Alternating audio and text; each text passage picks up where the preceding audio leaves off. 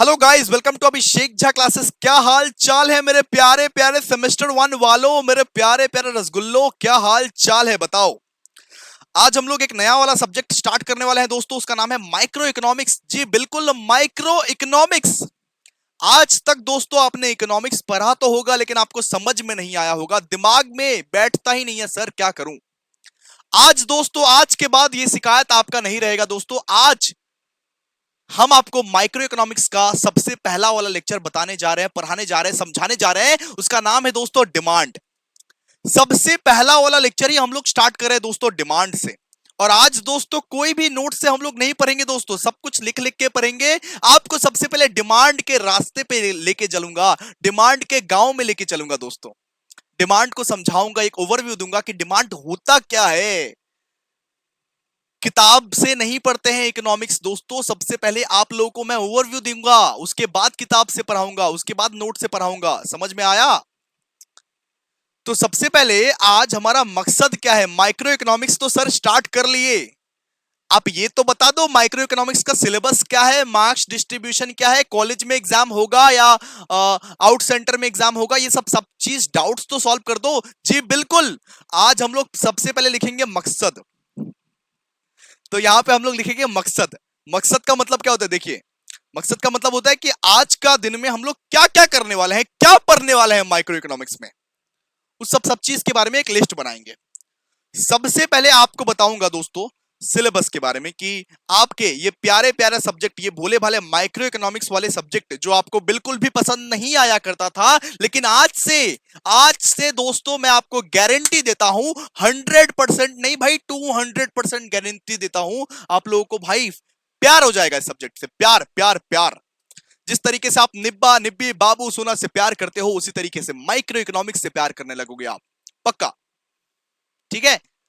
तो सबसे पहले आज आप सबको सिलेबस बताऊंगा, साथ ही साथ उसके बाद आपको बताऊंगा दोस्तों मार्क्स डिस्ट्रीब्यूशन, यानी इकोनॉमिक्स में हर एक चैप्टर कितने कितने मार्क्स का आएगा। क्लियर है। उसके बाद एक नया नवेला चैप्टर शुरू करेंगे, एक बेहतरीन खूबसूरत सा सुंदर वाला चैप्टर शुरू करेंगे, जिसका नाम है दोस्तों डिमांड। जिसका नाम है क्या, डिमांड डिमांड डिमांड। वो डिमांड नहीं जो आप लोग अपने उनसे करते हो, मुझे आईफोन चाहिए फिर ये रिलेशन रहेगा, वरना भूल जाओ मुझको। मुझे रेस्टोरेंट में लेके जाओ फिर ही ये रिलेशन चलेगा। वो सब डिमांड नहीं, वो सब डिमांड नहीं। डिमांड क्या होता है पूरा का पूरा पढ़ेंगे, आराम से बहुत बढ़िया तरीके से पढ़ेंगे। लेकिन सबसे पहले एक बार सिलेबस का दर्शन तो कर लो मेरे दोस्त। आ जाओ आ जाओ आ जाओ आ जाओ। आप लोगों का स्वागत है दोस्तों आईडीसी पेपर माइक्रो इकोनॉमिक्स में। सो दोस्तों माइक्रो इकोनॉमिक्स को प्यार से आईडीसी बुलाते हैं, आईडीसी पेपर बुलाते हैं। ये आपका आईडीसी पेपर है दोस्तों। और माइक्रो इकोनॉमिक्स वाला जो सब्जेक्ट है, ये पूरा का पूरा 75 मार्क्स का सब्जेक्ट है, 100 मार्क्स का नहीं जी भाई, नहीं बिल्कुल नहीं। 75 मार्क्स का फुल मार्क्स है इसका, ठीक है। 75 मार्क्स का सब्जेक्ट है, इसमें से 50 मार्क्स का आपका मेन एक्सटर्नल एग्जामिनेशन होगा, और इंटरनल एग्जामिनेशन जो कॉलेज के अंदर एग्जामिनेशन होता है वो 25 मार्क्स का होगा दोस्तों। ये जो माइक्रो इकोनॉमिक्स का पेपर है ना, ये आपका कॉलेज ही कंडक्ट करेगा। ये पेपर आपका कॉलेज का डिपार्टमेंट ही संभालेगा। पेपर सेट भी करेगा कॉलेज और पेपर चेक भी करेगा कॉलेज, यानी मारेंगे भी हम बचाएंगे भी हम, वही वाला। तो ये जो माइक्रो इकोनॉमिक्स का पेपर है ना बाबू, ये आपके कॉलेज सेट करेंगे, कॉलेज सेट करेंगे और कॉलेज ही चेक करेंगे। आपके कॉलेज में ही होंगे, कहीं बाहर जाने की रिक्वायरमेंट नहीं है बाबा। तो आप लोग इजीली पास हो सकते हो इस पेपर में, लेकिन पास थोड़ा ना होना है। इस पेपर में हम लोगों को फुल मार्क्स लाना है भाई, फुल मार्क्स। इतना अच्छा से पढ़ना है, इतना प्यार कर लेना है ये सब्जेक्ट से। ये सब्जेक्ट बहुत ही इंटरेस्टिंग है। आज आप लोगों को पता चलेगा कितना इंटरेस्टिंग सब्जेक्ट पढ़ा रहे हैं दोस्तों। ठीक है। सबसे पहले एक बार यूनिट्स देख लो, क्या क्या यूनिट्स है। सबसे पहले यूनिट नंबर 1 आता है इंट्रोडक्शन, जहां पे वही बकवास बातें, इकोनॉमिक्स क्या होती है, मैक्रो इकोनॉमिक्स, पॉजिटिव, नॉर्मेटिव, ये सब बाद में पढ़ेंगे। ये सब अपन लोग बाद में पढ़ेंगे। आज अपन लोग स्टार्ट करने वाले हैं सीधा डायरेक्ट थियरी ऑफ डिमांड। हम लोग भाई तूफानी करने वाले हैं। एजे और एजेसियंस हमेशा तूफान मचाते हैं भाई। यूनिट नंबर 2 से स्टार्ट करेंगे, डिमांड से शुरू करेंगे दोस्तों, इंटरेस्टिंग टॉपिक से शुरू करेंगे। आज आप सबको जन्नत की सैर करवाएंगे दोस्तों। जो टफ है उसको शुरू करेंगे, इजी को पढ़ के क्या फायदा पहले पहले। ठीक है, तो यूनिट नंबर 2 को आज हम लोग शुरू करेंगे और यहीं पे सबसे ज्यादा मार्क्स है। ये वाला चैप्टर से करीब करीब आपका 25 मार्क्स तक का आ सकता है। ये वाला चैप्टर से खुद अकेले 20 से 25 मार्क्स का, 50 में से 20 से 25 मार्क्स का ये वाला चैप्टर से आएगा।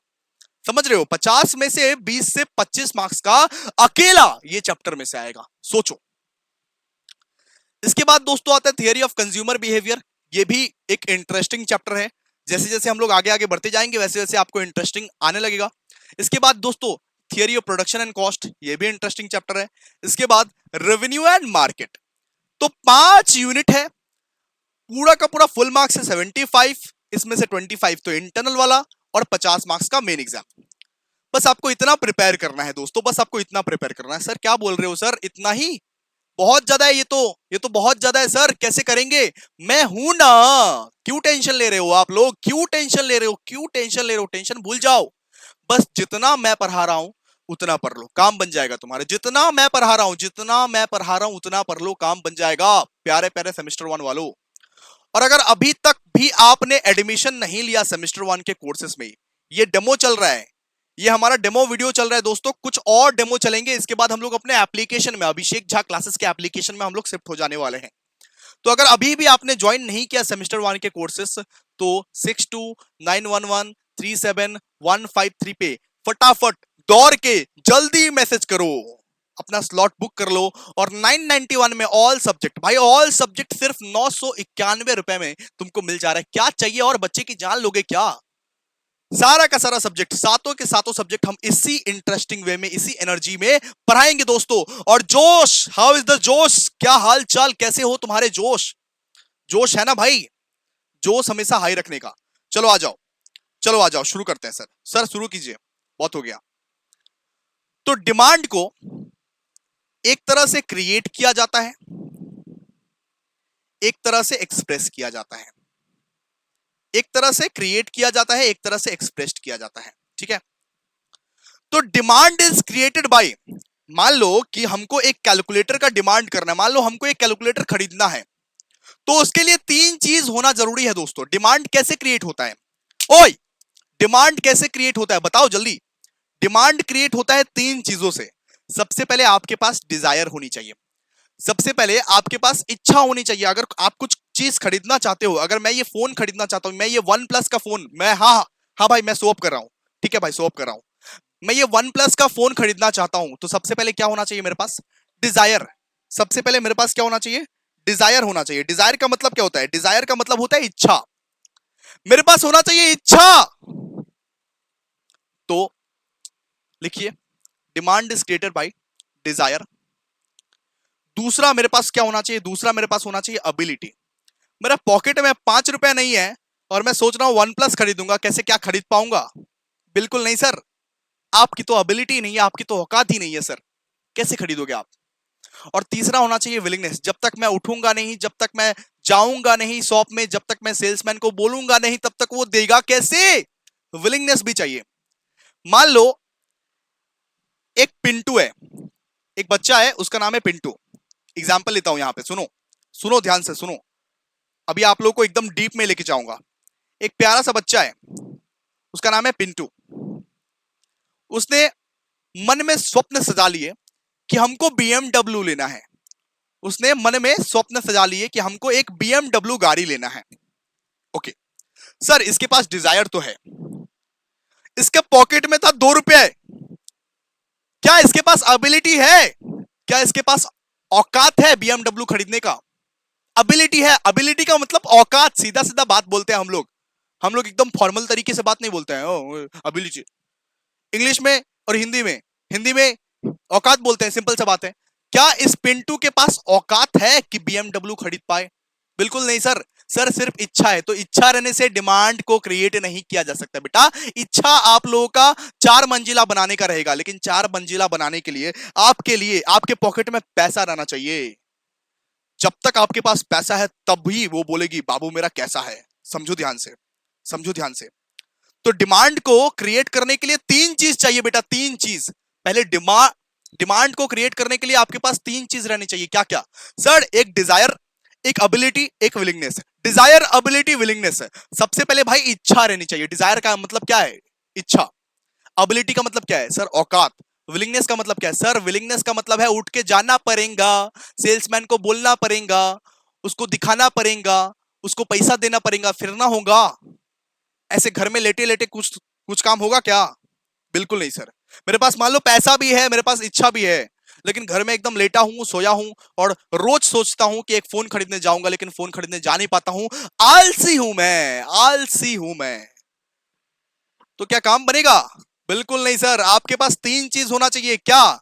Dzire, ability and willingness. आप क्या बोल सकते हो? Demand is created by desire, ability and willingness है। भाई बोलो यार, क्यों नहीं बोल रहे हो तुम? क्या यार? Demand is created by desire, ability, willingness. खा पी के नहीं आए हो क्या? सुन रहा हूं मैं, जोर से बोलो, घर में जोर से बोलो, चिल्लाओ चिल्लाओ। लोगों को समझ में आना चाहिए कि तुम पागल हो गए हो, वैसे वाला चिल्लाओ। डिमांड इज क्रिएटेड बाय, चिल्लाओ, डिजायर, अबिलिटी, विलिंगनेस। सर ये क्या करवा रहे हैं? अरे डिमांड चैप्टर का ओवरव्यू करवा रहे हैं, डिमांड चैप्टर का मार्गदर्शन करवा रहे हैं तुमको। ठीक है? अब देखो, डिमांड को एक्सप्रेस कैसे किया जाता है? डिमांड को एक्सप्रेस किया जाता है क्वांटिटी में, कि कितना क्वांटिटी आप खरीदने वाले हो। अगर आप एक फोन खरीदने वाले हो तो कितना ठो फोन खरीदोगे? एक ठो फोन खरीदोगे, दो ठो फोन खरीदोगे, तीन ठो फोन खरीदोगे, चार ठो फोन खरीदोगे, कितना फोन खरीदोगे? डिमांड को एक्सप्रेस किया जाता है प्राइस में, और डिमांड को एक्सप्रेस किया जाता है टाइम में। तो demand is created by desire, ability and willingness, लेकिन demand is expressed by quantity, price and time. वापस बोलो, वापस बोलो। Demand is created by desire, ability and willingness, and demand is expressed by quantity, price and time. Clear है? Clear है जी, clear है। Demand को क्रिएट कैसे किया जाता है? आपके पास सर तीन चीज रहना चाहिए। सबसे पहले तो आपके पास इच्छा रहनी चाहिए, यानी डिजायर रहना चाहिए। इसके बाद अबिलिटी रहना चाहिए, आपका औकात रहना चाहिए उतना। इसके बाद विलिंगनेस रहना चाहिए, desire, ability and willingness. Demand को एक्सप्रेस कैसे किया जाता है? Quantity, price and time. ठीक है, ठीक है, ठीक है, ठीक है। Okay sir, okay sir, okay sir. तो अब आगे बढ़ते हैं। क्लियर है? अब हम लोग आगे बढ़ते हैं। अब हम लोग नेक्स्ट टॉपिक पढ़ने वाले हैं, फैक्टर्स अफेक्टिंग डिमांड। बस आप लोग ध्यान दो यार।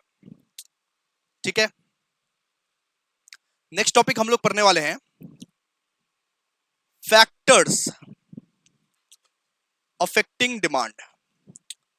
Factors affecting demand. सर इसका मतलब क्या है? क्या बोलना चाहते हो आप? समझाओ जरा, क्यों नहीं समझा रहे हो सर आप?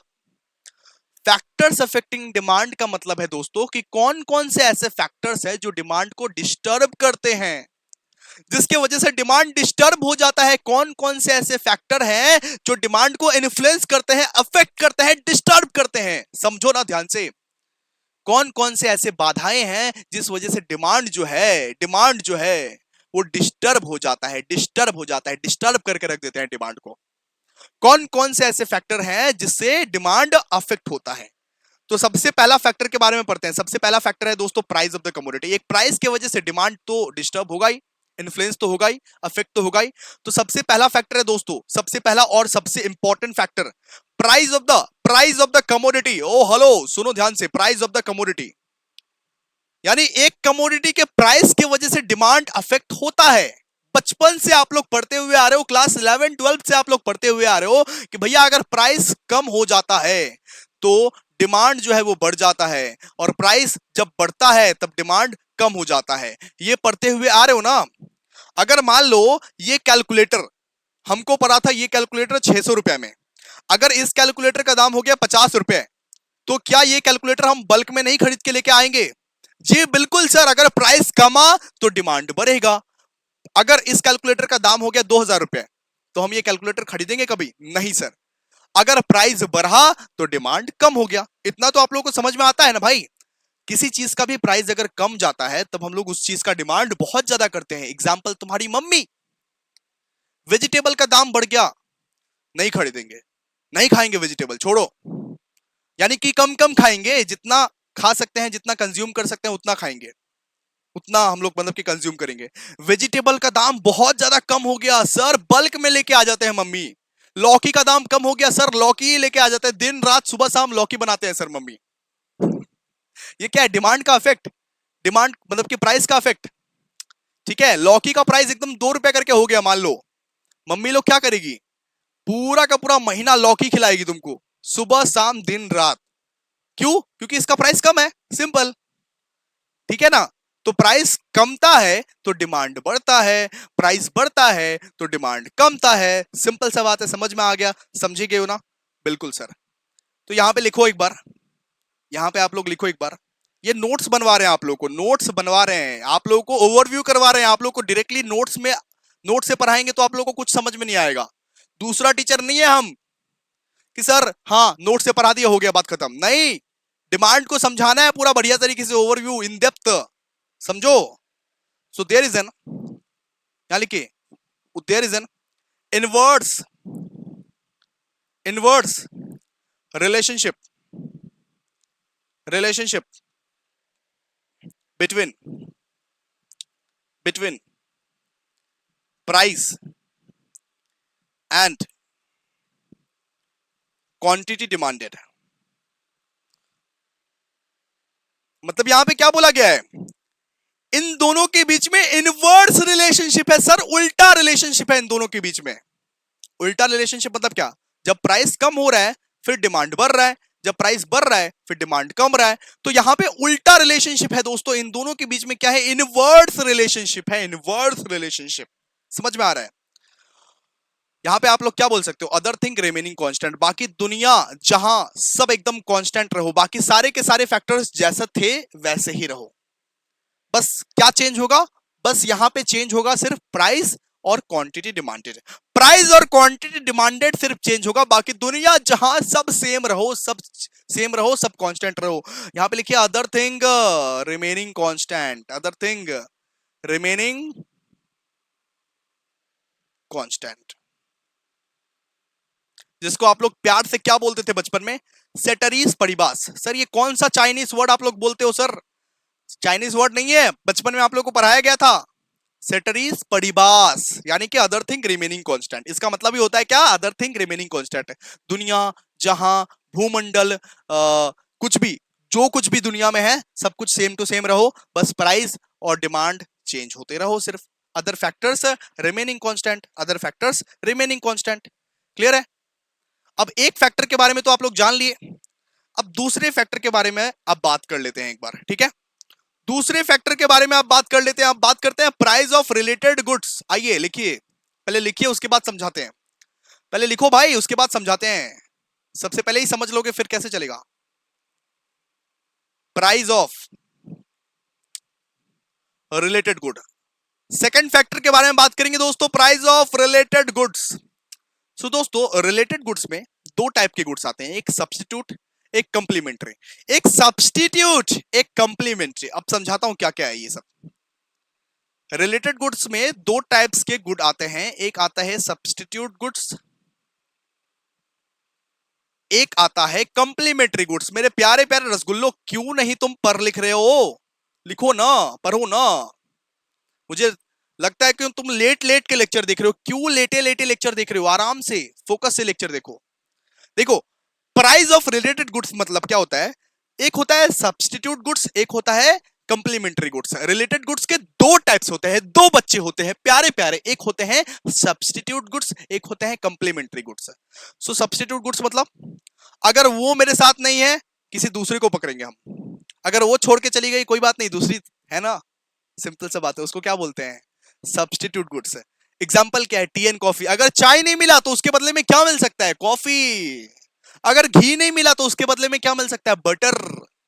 मतलब एक के बदले में दूसरा क्या मिल सकता है, उसको हम लोग क्या बोलते हैं? Substitute goods, substitute goods. आप लोग अपने फ्रेंड सर्कल में बोलते हो ना, अरे वो गया तो क्या हुआ, दूसरी आ जाएगी। अरे एक गई तो क्या हुआ, दूसरी आ जाएगी। ये क्या है? Substitute goods, substitute goods.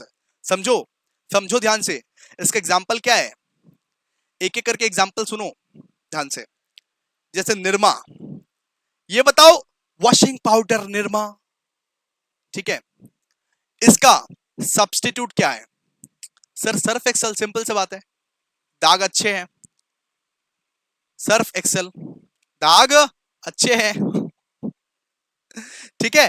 तो निरमा का सब्स्टिट्यूट क्या है बेटा? सर्फ एक्सेल है। इसके बाद एक एग्जांपल ये भी बन सकता है, T and coffee, T and coffee. अगर मम्मी ने चाय पीने के लिए नहीं दिया तो कोई बात नहीं, कॉफी पी लेंगे गर्लफ्रेंड के घर में। मम्मी ने चाय पीने के लिए नहीं दिया, मम्मी से चाय मांगे, मम्मी ने चाय पीने के लिए नहीं दिया, कोई बात नहीं, कॉफी पी लेंगे आराम से किसी दूसरे के घर में, अपने बाबू के घर में। वो क्या है, टी एंड कॉफी। ये क्या है, सब्स्टिट्यूट गुड्स। अगर यहां नहीं मिला तो वहां से पी लेंगे, सिंपल। घी एंड बटर, मुझे घी चाहिए, नहीं है, कोई बात नहीं, बटर दे दो मम्मी, कोई बात नहीं मम्मी बटर दे दो, बात खत्म। क्लियर है ना भाई, समझ गए ना। सब्स्टिट्यूट गुड्स, सब्स्टिट्यूट गुड्स मतलब क्या होता है, एक गुड्स के बदले में किसी दूसरे गुड्स को हम लोग यूज कर सकते हैं, उस गुड्स को बोलते हैं सब्स्टिट्यूट गुड्स। ओप्पो का वीवो सब्स्टिट्यूट, रियलमी का सैमसंग। तो ये क्या है, सब्स्टिट्यूट गुड्स। एक गुड्स के बदले में दूसरे का हम लोग इस्तेमाल कर सकते हैं। यानी सिंपल सा बात समझो ना, एक गई तो दूसरी आएगी, एक गई तो दूसरी आएगी, बस बात खत्म। ठीक है, चलो। कंप्लीमेंट्री का मतलब क्या होता है, कंप्लीमेंट्री का मतलब जन्म जन्म का साथ है हमारा तुम्हारा, जन्म जन्म का साथ है, हम लोग कभी जुदा नहीं होंगे, हम लोग हमेशा एक रहेंगे। ऐसा ऐसा मतलब कि साइको निब्बा निबिस रहते हैं ना, वो लोग बोलते हैं আমরা প্রতিদিন একসাথেই থাকবো, আমরা জীবন ভোর একসাথেই থাকবো, আমরা কখনো जुदा होबो ना, ये सब बोलता है ना वो लोग। वो क्या है, कंप्लीमेंट्री गुड है बाबा को। वो क्या है, वो कंप्लीमेंट्री गुड है। कंप्लीमेंट्री गुड मतलब क्या होता है, कंप्लीमेंट्री गुड्स मतलब समझो यार ध्यान से, जन्म जन्म का साथ, जन्म जन्म। आजकल का निब्बा निब्बी लोग बहुत करता है, আমরা সব সময় একসাথে থাকবো, আমরা হাত কেটে নেব তুই যদি চলে যাস, डीपी गायब, ये गायब, वो गायब, इतना नाटक करते हैं वो लोग, क्या बताऊं। ठीक है, तो कंप्लीमेंट्री गुड्स का मतलब क्या है, जन्म जन्म का साथ। कौन से गुड्स है जो एक दूसरे से एकदम जुड़े हुए हैं, एक दूसरे के बगैर काम नहीं चल सकता है उनका, बताइए। सबसे पहला एग्जांपल है पेन एंड इंक। बताइए इंक का क्या काम पेन के बिना, इंक का क्या काम पेन के बिना, कुछ काम नहीं सर। एग्जांपल क्या है, पेन एंड इंक। ये बताइए कार एंड पेट्रोल, इसको बोल सकते हैं कि नहीं, बताइए। Car and petrol, sir petrol को जला सकते हैं ना, सर पेट्रोल लगे घर बारी गाड़ी जला सकते हैं ना। अरे भाई जलाने, क्या बात कर रहे हो तुम, सही से बात करो। Car and petrol, car and petrol मतलब कार के बिना पेट्रोल का कोई कीमत नहीं, पेट्रोल के बिना कार का कोई कीमत नहीं, सिंपल सा बात है। ये क्या है, कंप्लीमेंट्री गुड है बाबा, समझो ना ध्यान से, समझो ना ध्यान से। ठीक है, तो कंप्लीमेंट्री गुड्स आप लोग समझ गए। और एक एग्जांपल लिख लो, दिया एंड बाती, दिया एंड बाती। इसके बाद यही सब है, सिंपल सा बात है। ठीक है, आईफोन एंड इट्स चार्जर। बताइए आईफोन है आपके पास, आईफोन का ही चार्जर यूज करना पड़ेगा, आईफोन में यही एक लोचा है। आईफोन अगर है आपके पास तो आईफोन का ही चार्जर यूज करना पड़ेगा, किसी दूसरे फोन का चार्जर काम नहीं करने वाला। तो यहां पे एग्जांपल क्या है, आईफोन एंड इट्स चार्जर। ठीक है, ये सब क्या है, ये सब कंप्लीमेंट्री गुड्स है बाबा, ये सब कंप्लीमेंट्री गुड्स है। मतलब जन्म जन्म का साथ है इन लोगों का, एक दूसरे के बिना कोई नहीं रह सकता, एक दूसरे के बिना कोई नहीं रह सकता, सिंपल सा बात है। ये क्या है, complementary goods, complementary goods, complementary goods. समझो ध्यान से, क्लियर है, जोश के साथ पढ़ो, जोश के साथ पढ़ा रहे हम। आइए, तो आज आप सबको एक रिलेशन समझाते हैं दोस्तों। सर कौन सा रिलेशन का बात कर रहे हैं, अरे भाई सब्स्टिट्यूट गुड्स का रिलेशन का बात कर रहे हैं, तुम क्या क्या सोचने लगते हो। सर सब्स्टिट्यूट गुड्स का रिलेशन समझा रहे हैं, सुनिए ध्यान से। सब्स्टिट्यूट गुड्स का रिलेशन समझा रहे हैं, सुनो ध्यान से प्यारे प्यारे बच्चों। यहां पे मैं एग्जांपल ले रहा हूं टी एंड कॉफी का। सुनो आप लोग पहले देखो ना ध्यान से, यहां पे मैं एग्जांपल किसका ले रहा हूं, टी एंड कॉफी का। ठीक है, ये है टी और ये है कॉफी। कॉपी पॉज करके कर लेना ना, कॉपी पॉज करके कर लेना, पहले देखो जो मैं पढ़ा रहा हूं, पहले सुनो ध्यान से। ठीक है, यहां पे मैंने एग्जांपल लिया टी एंड कॉफी का, यहां पे मैंने लिखा price quantity and price quantity. यहां पे टी को मैंने ओरिजिनल कमोडिटी माना और कॉफी को मैंने रिलेटेड कमोडिटी माना। ठीक है, अब ये एज्यूम करो कि ये चाय वाला है, ये कॉफी वाला है। चाय वाला थोड़ा ईमानदार इंसान है, चाय वाला थोड़ा ईमानदार इंसान है, वो अपने प्राइसेस को कभी भी चेंज नहीं करता, वो अपने प्राइस को कभी भी चेंज नहीं करता। तो चाय वाला क्या कर रहा है कि वो 10 रुपए में बेच रहा है, उसके पास 50 लोग पीने आ रहे हैं चाय, मतलब कि 10 रुपए में बेच रहा है और उसका डिमांड कितना है, 50 लोग। ठीक है, 50 लोग उसके दुकान पे चाय पीने आते हैं। ठीक है, मतलब कि एज्यूम करो कॉफी वाला थोड़ा सा बेईमान आदमी है, बार बार प्राइस चेंज करता है। कॉफी वाला प्राइस चेंज करता है चाय वाले के बिजनेस को खराब करने के लिए। ठीक है, तो कॉफी वाला भी अभी सेम ही 10 रुपए में बेचता है और कॉफी वाले के पास भी यहां पे 50 लोग आते हैं कॉफी पीने के लिए। मतलब कि 50 लोग चाय पीने आते हैं, 50 लोग कॉफी पीने आते हैं। अपना अपना धंधा में फिट बैठ रहा था, सब कुछ सही चल रहा था भाई, सब कुछ मस्त चल रहा था। फिर कॉफी वाला ने क्या बदमाशी, फिर कॉफी वाले ने क्या बदमाशी, अपना प्राइस को बढ़ा दिया, इन्होंने 15 रुपया कर दिया। अब ये बताओ कि क्या आप कॉफी पियोगे? कॉफी का प्राइस 10 रुपए से 15 रुपया हो गया, लेकिन चाय का प्राइस अभी भी 10 रुपए ही है दोस्तों। क्या आप कॉफी पियोगे या चाय में शिफ्ट हो जाओगे? सर ऑफ कोर्स चाय में शिफ्ट हो जाएंगे, बिकॉज कॉफी का प्राइस बढ़ गया। ये बढ़ा हुआ दाम में कौन पिएगा, बेवकूफ है क्या हम? तो यहां पे कुछ लोग ही जो एडिक्टेड लोग रहेंगे, जो कॉफी के बिना रह नहीं सकते, जिंदा ही नहीं रह सकते, वही लोग इनके पास पिएंगे 15 रुपए में। बाकी सारे के सारे यहां पे शिफ्ट हो जाएंगे। यानी कि इधर तो 50 पहले से था ही, यहां इनके पास चाय वाले के पास पहले से 50 कस्टमर था ही, और भी 30 कस्टमर आ गया एडिशनली, यानी यहां पे हो गया 80। सिंपल। ठीक है, समझ रहे हो ना आप लोग? यहां पे आ गया 80।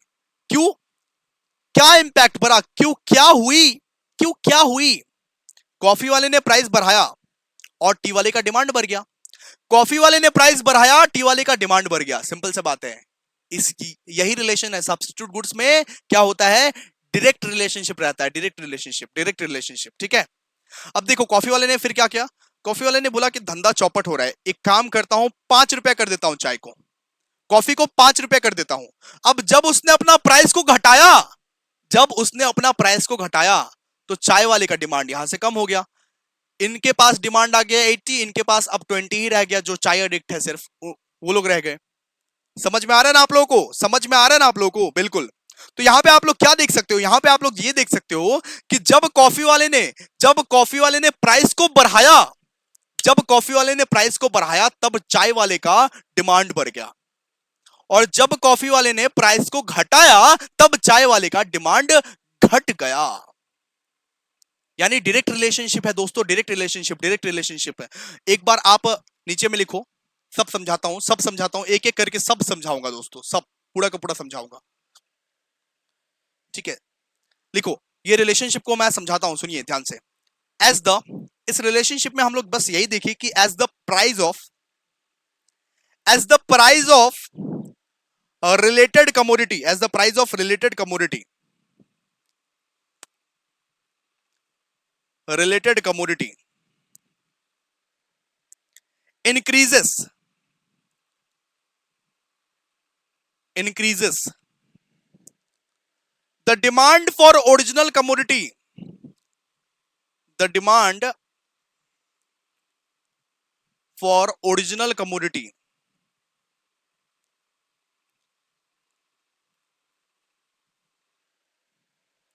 also increases, also increases, and vice versa। मतलब यहां पे क्या बोला है कि जब रिलेटेड कमोडिटी का प्राइस बढ़ा, रिलेटेड कमोडिटी कौन था? वो कॉफी वाला। रिलेटेड कमोडिटी कौन था? रिलेटेड कमोडिटी कौन था? कॉफी वाला। जब कॉफी वाले ने अपना प्राइस को बढ़ाया, फिर वो चाय वाले का डिमांड बढ़ गया, और जब कॉफी वाले ने प्राइस को घटाया, फिर चाय वाले का डिमांड घट गया। ये क्या है? ये डायरेक्ट रिलेशनशिप है दोस्तों, ये डायरेक्ट रिलेशनशिप है। यहां पे क्या हुआ था? जब कॉफी वाले ने, यानी कि प्राइस ऑफ रिलेटेड गुड्स जब बढ़ा, तब demand of original commodity automatically यहां पे बढ़ गया, और जब प्राइस ऑफ रिलेटेड कमोडिटी यहां पे जब घटा, जब कॉफी वाले ने अपना प्राइस को घटाया, तब तब चाय वाले का जो डिमांड था वो ऑटोमेटिकली घट गया। सो दिस इंडिकेट्स, या लिखिए, बैठे मत रहिए, लिखिए, this indicates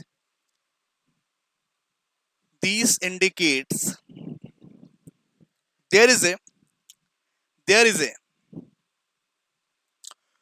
direct relationship, there is a direct relationship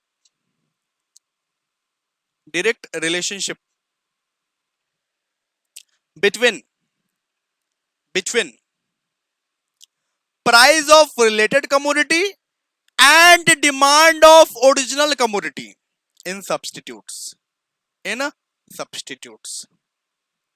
तो आप लोगों को यह समझ में आ गया कि जो सब्स्टिट्यूट्स गुड्स होते हैं, जो सब्स्टिट्यूट गुड्स होते हैं, जो गुड्स एक के बदले में दूसरा, जो गुड्स ऐसे होते हैं कि एक के बदले में दूसरा यूज कर सकते हैं, उस गुड्स का जो डिमांड रहता है वो कैसा रहता है? Direct direct direct. तो प्राइस ऑफ रिलेटेड कमोडिटी और डिमांड ऑफ ओरिजिनल कमोडिटी के बीच में रिलेशनशिप जो है वो क्या है? वो डायरेक्ट रिलेशनशिप है, डायरेक्ट रिलेशनशिप है। ठीक है, समझ में आ गया? डायरेक्ट रिलेशनशिप है। अब हम लोग ना बात करेंगे कंप्लीमेंट्री गुड्स का रिलेशनशिप के बारे में। कंप्लीमेंट्री गुड्स के रिलेशनशिप के बारे में एक बार बात करते हैं। आइए आइए जी, आइए, गौर फरमाइए, आके गौर फरमाइए। चलिए लिखिए यहां पे कंप्लीमेंट्री गुड्स, देखते हैं रिलेशन। कंप्लीमेंट्री गुड्स, यहां पर भी चार्ट बनाते हैं हम लोग। तो कंप्लीमेंट्री गुड्स का एग्जांपल क्या क्या बताइए सर? कंप्लीमेंट्री गुड्स का एग्जांपल है पेन और इंक। यहां पर भी दो ठो चार्ट बनाते हैं। ठीक है, यहां लिखिए प्राइस, यहां लिखिए क्वांटिटी, यहां पे लिखिए प्राइस, यहां पे लिखिए क्वांटिटी। एज्यूम कीजिए ये पेन जो है, ये पेन है रिलेटेड कमोडिटी। ठीक है, इंक जो है, ये इंक है ओरिजिनल कमोडिटी। ये एज्यूम कीजिए। मान लीजिए पेन का प्राइस है 10 और 10 रुपए का पेन जब बेचते हैं तो 50 कस्टमर आते हैं हमारे पास। डिमांड कितना है? डिमांड है 50 का। और इंक का प्राइस भी है 10। ऐसा ऐसा नहीं होता है मार्केट में, लेकिन मैं एज्यूम कर रहा हूं, एजम्पशन बेस्ड है दोस्तों। इंक का प्राइस है 10 और डिमांड भी है 50। समझिए ध्यान से। मान लीजिए पेन का प्राइस कम गया, मान लीजिए पेन का प्राइस 5 हो गया। अब अगर पेन का प्राइस कम हो गया तो पेन का डिमांड बढ़ेगा ना जी। यहां पे मैं एज्यूम करता हूं पेन का डिमांड हो गया 70। जब पेन का प्राइस कम हो गया दोस्तों तो पेन का डिमांड क्या हो गया? 70 हो गया, 70 हो गया डिमांड। ठीक है, ओके सर। तो ये बताओ, और इंक का प्राइस तो सेम ही है। इंक तो 10 रुपए में ही बिक रहा है, इंक अपना प्राइस चेंज नहीं कर रहा है, इंक वाला अपना प्राइस चेंज नहीं कर रहा है दोस्तों। तो क्या इंक का डिमांड सेम रहेगा या कम रहेगा या ज्यादा रहेगा? सर अगर 70 पेन्स का डिमांड हो रहा है तो ऑफ कोर्स 70 इंक तो लेना ही पड़ेगा, क्योंकि ये कंप्लीमेंट्री गुड्स है। चाहे प्राइस मतलब कि बढ़े चाहे प्राइस घटे, हम लोगों को डिमांड तो वही करना पड़ेगा। मान लीजिए कार एंड पेट्रोल, कार का प्राइस सस्ता है, गाड़ी का प्राइस सस्ता हो चुका है, आपने गाड़ी खरीदा, लेकिन पेट्रोल का प्राइस सस्ता नहीं है, तो क्या पेट्रोल नहीं खरीदोगे क्या? सर खरीदेंगे, ऑफ कोर्स खरीदेंगे, बिकॉज चलेगा कैसे गाड़ी? पेट्रोल नहीं खरीदेंगे तो मतलब कि चलेगा कैसे? तो सिंपल सा ये बात है कि कंप्लीमेंट्री गुड्स में क्या होता है कि प्राइस अगर रिलेटेड कमोडिटी का कम हो रहा है तो ओरिजिनल कमोडिटी का डिमांड जो है वो बढ़ जाएगा। Price of the related commodity का अगर कम हो रहा है, अगर रिलेटेड कमोडिटी का प्राइस कम हो रहा है तो सारे के सारे केसेस में डिमांड बढ़ेगा ही बढ़ेगा, ओरिजिनल कमोडिटी का भी डिमांड बढ़ेगा ही बढ़ेगा, बिकॉज ये कंप्लीमेंट्री गुड्स है, जन्म जन्म का साथ है इनका, इनको तो यूज करना ही पड़ेगा, इनको तो यूज करना ही पड़ेगा। क्लियर है ना आप लोगों को? बिल्कुल सर। मान लीजिए इन्होंने प्राइस बढ़ा दिया, ये पेन वाले ने प्राइस बढ़ा दिया, ठीक है, तो इनका डिमांड क्या होगा? इनका डिमांड और कम जाएगा, इनका डिमांड हो गया यहां पे 25। और इंक वाले तो कोई गलती कर ही नहीं रहे, इंक वाले तो सेम प्राइस में बेच रहे हैं, 10 रुपए में बेच रहे हैं, फिर भी इनका डिमांड 25 हो जाएगा। बिल्कुल, क्योंकि अगर मान लीजिए पेन ही यूज नहीं कर रहे हैं, अगर पेन ही यूज नहीं कर रहे हैं तो इंक का क्या काम? पेन ही यूज नहीं करेंगे तो इंक का क्या काम? सिंपल सी बात है। ठीक है, तो आप क्या रिलेशनशिप समझे इसका? आइए लिखते हैं इसको, आइए इसको लिखते हैं, सब समझ में आएगा। इसमें क्या हो रहा है? इसमें ऐसा हो रहा है कि price of the related commodity जब हम लोग कम हो रहा है यहां पे, ठीक है, price of the related commodity decrease हो रहा है जब, फिर demand of the original commodity फिर इंक्रीज हो रहा है। ठीक है, जब पेन का प्राइस हम लोग डिक्रीज कर रहे हैं तब इंक का प्राइस, इंक का डिमांड ऑटोमेटिकली इंक्रीज कर रहा है। जब पेन का प्राइस हम लोग डिक्रीज कर रहे हैं तब इंक का प्राइस ऑटोमेटिकली इंक्रीज हो रहा है। Sorry sorry sorry sorry sorry, रुको। जब पेन का प्राइस हमारा कम हो रहा है फिर ऑटोमेटिकली जो इंक का डिमांड है ना वो बढ़ रहा है। क्लियर है? बिकॉज कंप्लीमेंट्री गुड्स है। ठीक है, और जब पेन का प्राइस जो है वो बढ़ रहा है, फिर इंक का जो डिमांड है वो ऑटोमेटिकली घटता है। तो कंप्लीमेंट्री गुड्स में ना इनवर्स रिलेशनशिप है। कंप्लीमेंट्री गुड्स में क्या है? Inverse relationship. देखिए दीस इंडिकेट्स जोश कहां गया भाई, जोश कहां गया, जोश हट गया, बस हो गया तुम्हारा जोश खत्म। This indicates that there is an there is an inverse relationship, there is an inverse relationship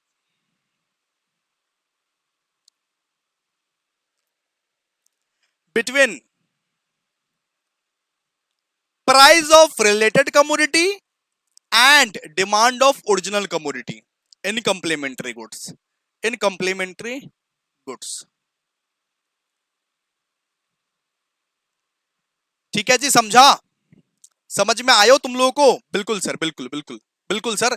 मतलब कि सब्स्टिट्यूट गुड्स के केस में डायरेक्ट रिलेशनशिप है, कंप्लीमेंट्री गुड्स के केस में इनवर्स रिलेशनशिप है। सर इतना बात ही था, बस इतना बात ही था, इसलिए डीप एनालिसिस करना जरूरी है। अब ये बताओ ऑनेस्टली, कमेंट करो, ऑनेस्टली लाइक करो, ऑनेस्टली शेयर करो, ये बताओ कमेंट में, कोई ऐसा टीचर कभी पढ़ाया है इतना डिटेल्ड में, इतना इन डेप्थ में? बताइए। अगर आप इस तरीके से पढ़ोगे ना भाई, आराम से 80% के बाहर लाओगे। इन डेप्थ पढ़ाई इसको बोलते हैं दोस्तों, इन डेप्थ पढ़ाई इसको बोलते हैं। ऐसा ऊपर ऊपर से पढ़ने से, नोट्स पढ़ने से कुछ नहीं होता, इन डेप्थ पढ़ना पड़ता है, सब कुछ डिटेल में पढ़ना पड़ता है। क्लियर है? अब आइए थर्ड फैक्टर के बारे में चलते हैं, थर्ड फैक्टर के पास चलते हैं। आइए अब बात करेंगे इनकम के बारे में। सुनिए, किसका इनकम के बारे में सर? आपका? अरे नहीं यार, देखिए income, income of the consumer. अब थर्ड फैक्टर के बारे में बात करेंगे, इनकम ऑफ द कंज्यूमर। जरा ध्यान दीजिए आप लोग, जरा ध्यान दीजिए, ध्यान दीजिए, ओ हेलो, ध्यान दो ध्यान दो ध्यान दो। क्या है? अगर आपका इनकम बढ़ता है, फिर आप क्या डिमांड कम करोगे या ज्यादा करोगे? सर ऑफ कोर्स ज्यादा करेंगे सर, अमीर हो गए हम। मान लो कि आज आप गरीब हो, कल आप अमीर हो गए, और परसों आपके पास अंधा पैसा हो, अंधा पैसे, इतना पैसा हो, इतना पैसा हो, तो आप क्या करोगे? सर घर खरीदेंगे, बाड़ी खरीदेंगे, गाड़ी खरीदेंगे, सब कुछ खरीद लेंगे, सब कुछ खरीद लेंगे सर, आपको भी खरीद लेंगे। फिर मजाक, मजाक क्यों करते हो तुम यार? तो इनकम ऑफ द कंज्यूमर में क्या होता है? इनकम ऑफ द कंज्यूमर में डायरेक्ट रिलेशनशिप होता है, डायरेक्ट रिलेशनशिप है। जब आपका इनकम बढ़ता है ना, सुनिए, जब एक इंसान का इनकम बढ़ता है, तब वो इंसान घमंडी हो जाता है, वो इंसान थोड़ा डिमांड ज्यादा करने लगता है। ठीक है? आप तब एडिडास नहीं खरीदोगे, आप तब एडिडास नहीं खरीदोगे, एडिडास खरीदोगे। ठीक है? आप तब प्यूमा नहीं खरीदोगे, आप तब अच्छा सॉरी, आप तब प्यूना नहीं खरीदोगे, आप तब प्यूमा खरीदोगे। ठीक है? तो जब आपका इनकम बढ़ेगा तब आप डिमांड ज्यादा करोगे, आप डिमांड ज्यादा करोगे। और जब आपका इनकम घटेगा, जब आपका इनकम घटता है, तब आप डिमांड क्या करोगे? कम करोगे। मान लो मेरे पास इनकम नहीं था, तो मैं बहुत कम डिमांड करता था, बहुत लिमिटेड रिसोर्सेस के साथ रहता था। आज मेरे पास बहुत पैसा है, अद्धा पैसा है, फिर मैं क्या करूं? फिर मैं ऑफ कोर्स क्या करूं? फिर मैं डिमांड करूंगा, जितना चाहे उतना डिमांड करूंगा, जो तो खरीदूंगा, जो पसंद आया वो खरीद लिया, सिंपल सा बात है। ठीक है ना? इनकम बढ़ता है तो डिमांड बढ़ता है, इनकम घटता है तो डिमांड घटता है। भाई इतना सा बात है, इतना सा बात है, इतनी सी बात है। चलो आ जाओ, लिखो, S income rises,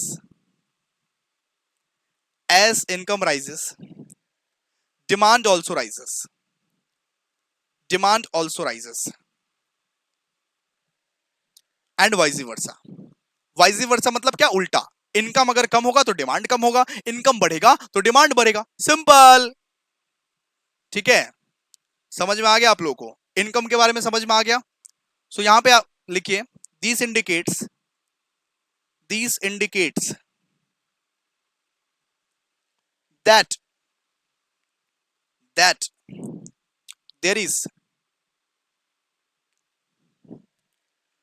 direct relationship, that is direct relationship,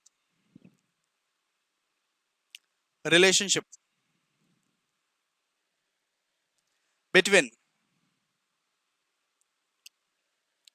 income income and demand.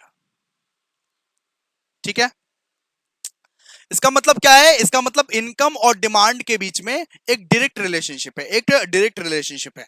अब ना कुछ एक्सेप्शन है इसका। क्या है एक्सेप्शन? है एक्सेप्शन मतलब क्या होता है? एक्सेप्शन मतलब वो सिचुएशन जब इनकम तो आपकी बढ़ेगी लेकिन फिर भी आप डिमांड नहीं करते हो। कुछ ऐसे सिचुएशन भी है जहां पे आपके इनकम बढ़ते हैं दोस्तों, लेकिन फिर भी आप डिमांड नहीं करोगे, जानबूझ के आप डिमांड नहीं करोगे। वो सिचुएशन के बारे में पढ़ते हैं, सुनिए ध्यान से। एक्सेप्शन उसे बोलते हैं, क्या बोलते हैं उसे?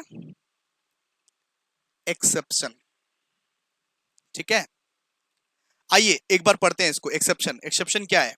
इनकम ऑफ द कंज्यूमर का एक्सेप्शन क्या है, सुनिए। एक्सेप्शन का मतलब क्या होता है सर, बता दो एक बार। एक्सेप्शन का मतलब होता है बाबू, जब आपकी इनकम बढ़ेगी उस समय में डिमांड या तो कांस्टेंट रहेगी या तो डिक्रीज हो जाएगी, बढ़ेगी नहीं। सर लेकिन आपने तो बोला था कि जब इनकम इंक्रीज होती है तब डिमांड इंक्रीज होती है, आप अभी क्या बोल रहे हो? तो इसी चीज को तो बोलते हैं एक्सेप्शन बेटा। एक्सेप्शन मतलब वो सिचुएशन जहां पे आपकी इनकम तो बढ़ रही है लेकिन आपका डिमांड जो है वो कम हो रहा है या तो कांस्टेंट रह रहा है। ठीक है, तो उस सिचुएशन को हम लोग क्या बोलते हैं? एक्सेप्शन। तो एक्सेप्शन है इसका एक इंफीरियर गुड्स। देखिए inferior goods, inferior goods. Inferior goods का मतलब क्या हो गया सर? इंफीरियर गुड्स का मतलब सर हो गया low quality goods. Low quality goods, low quality goods.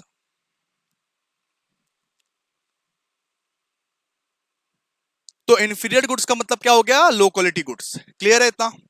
Okay sir, अब आगे।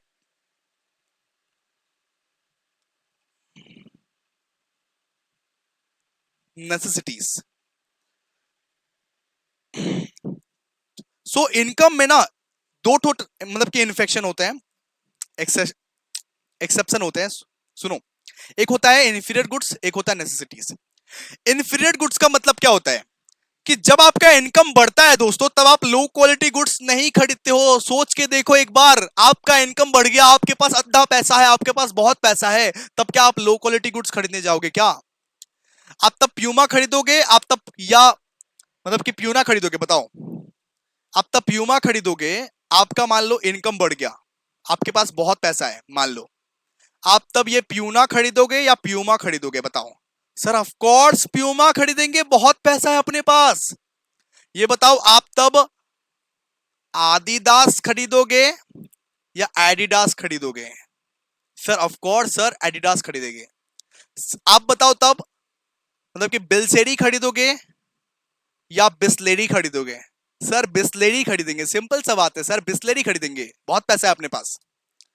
तो जब आपकी इनकम बढ़ जाती है दोस्तों तब आप लो क्वालिटी गुड्स का कंजम्पशन बंद कर देते हो। लो क्वालिटी गुड्स आप नहीं खरीदते हो, लो क्वालिटी गुड्स का कंजम्पशन बंद कर देते हो, डिमांड उसका बंद कर देते हो, सिंपल सा बात है, या कम कर देते हो। ठीक है, पूरा तरह से आप बंद कभी नहीं कर सकते हो, कुछ ना कुछ लो क्वालिटी आपको खरीदना ही पड़ेगा दोस्तों, लेकिन कम जरूर कर देते हो, कम जरूर कर देते हो। क्लियर है? Okay sir. और दूसरा है सर, दूसरा है नेसेसिटीज। इसका मतलब क्या हो गया सर? नेसेसिटीज मतलब हो गया नमक और दवाई। मान लो कि आप डॉक्टर के पास गए, आप डॉक्टर के पास गए और डॉक्टर को बोल रहे हैं, सर डॉक्टर साहब आप उस गरीब को सिर्फ एक इंजेक्शन लगाए, मैं बहुत पैसा वाला हूं, मैं बहुत अमीर हूं, मेरे को 5 इंजेक्शन लगाओ। आप उस गरीब को एक इंजेक्शन लगाए, मेरे को 5 इंजेक्शन लगाओ। क्या आप ऐसे बोलते हो? क्या आप ऐसे बोलते हो दोस्तों?